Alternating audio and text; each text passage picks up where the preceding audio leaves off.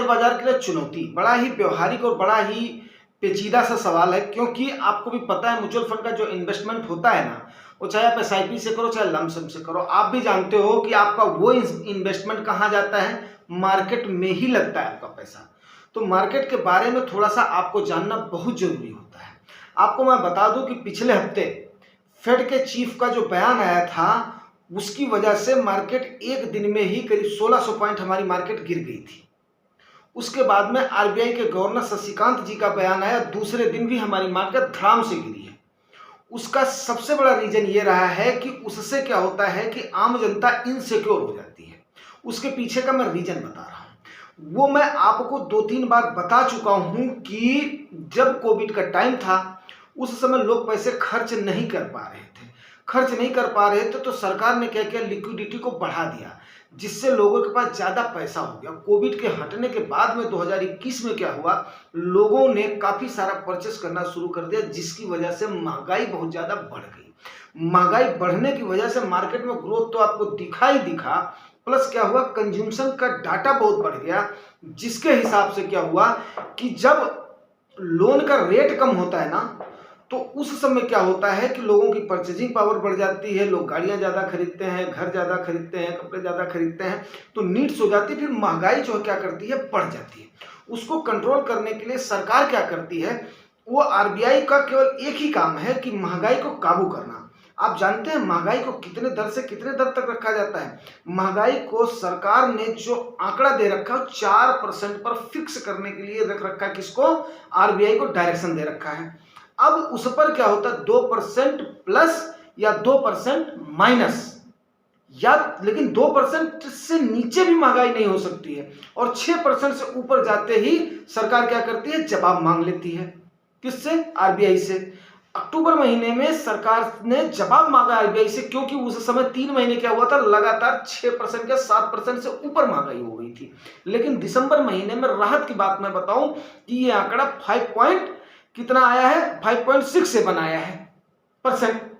अब लोग ये कयास लगाने लगे थे कि अब की मीटिंग में, जो जनवरी की मीटिंग है, इस मीटिंग में रेपो रेट को कम करने की मंशा सरकार जता रही है, मतलब आरबीआई ऐसा करके आदेश देगी। लेकिन शशिकांत दास जी ने सेम कर दिया जो फेड के चीफ ने बोला था कि अभी आसार ठीक नहीं है, जब तक 4% के आसपास नहीं आएगी तब तक इसके रेट में कटौती नहीं होगी।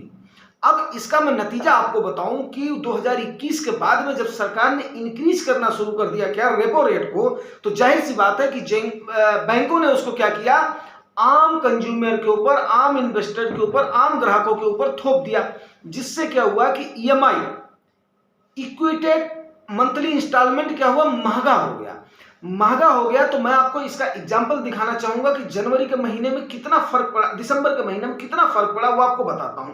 अगर सपोज कीजिए किसी ने 50 लाख रुपए का कर्जा लिया, उसके हिसाब से आप एवरेज लगा लीजिएगा, कर्जा लिया था लोन के लिए, तो जो पहले रेट घटने से पहले जो था वो कितने की ईएमआई थी, 37,279 रुपए की। आज के टाइम पर जब 6.5% क्या था इसका होम लोन का इंटरेस्ट था, आज के टाइम पर ये इंटरेस्ट रेट बढ़कर के कितना हो गया, 9% हो गया है।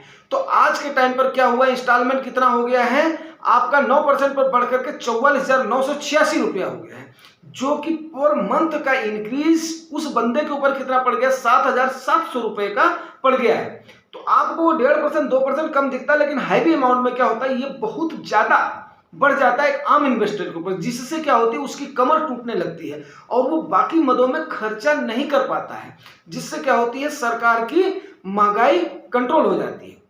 आपको पता है कि अभी आरबीआई फेड की मीटिंग इस महीने के लास्ट में होनी है, और आरबीआई की मीटिंग कब होनी है, 8 फरवरी को होनी है। लेकिन ये सबको पता है कि मिला जुला असर ही आएगा। तो अब इस समय इन्वेस्टर ने क्या करना है, देखिए सीधी सी बात है, ये एक फेनोमेना सेट है कि जब आपका इंटरेस्ट है, जैसे फिक्स्ड इंस्ट्रूमेंट का इंस्ट्रूमेंट में, जैसे पोस्ट ऑफिस हो गया, बैंक हो गया, जो कि फिक्स्ड डिपॉजिट वगैरह हो गया, डेप्ट वगैरह हो गए, जहां पर अगर आपको अच्छा रिटर्न मिल रहा है तो क्या होता है कि कस्टमर वहां की तरफ भाग लेता, चलो यार 1-2% मुझे कमी मिल रहा है, लेकिन क्या ये सेफ एंड सिक्योर है, तो मैं बाकी में रिस्क लेने क्यों जाऊं। अभी मंथली इंस्टॉलमेंट का जो पैसा आपका आ रहा है या देश में जो ग्रोथ दिख रहा है, मैं आपको एक बात ये क्लियर कर दूं, आप इस चीज को ऑब्जर्व करना, जो सरकार हमारी खर्च कर रही है ना, सरकार हमारी क्या कर रही है, ग्रोथ ओरिएंटेड इस समय सरकार है।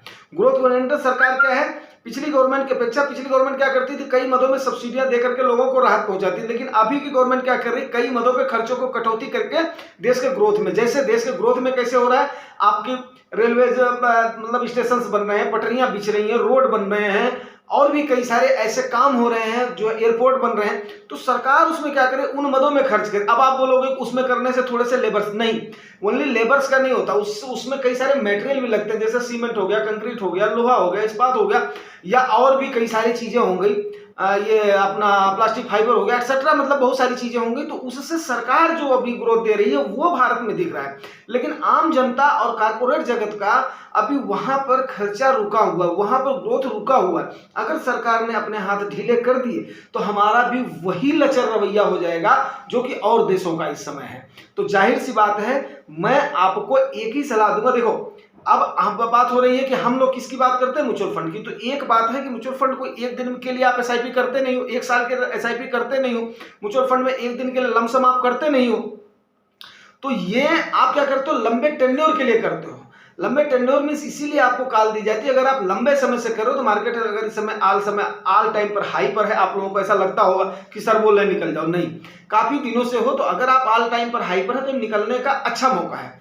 लेकिन अगर मान लिया इनकेस खुदा न खास्ता क्या आने वाले समय में होना ही होना है, आपका डाउन तो होना ही होना है, तो जब वो डाउन होगा तो उस समय क्या होता है, अगर आप एसआईपी रूट से इन्वेस्ट कर रहे हो तो क्या होगा कि साल के 12 महीने आप अप में भी खरीद रहे हो, डाउन में भी खरीद रहे हो, तो उससे क्या होगा कि आपका एवरेज हो जाता है, एवरेज आउट हो जाता है, एवरेज आउट हो जाता है। अब सपोज करो आपने 1 लाख रुपया अगर आपने लमसम कर दिया और मार्केट डाउन हुई खुदा न खस्ता, तो क्या हुआ, आपका 20% डाउन हुई तो आपका कार्पस ही 20% डाउन हो जाएगा।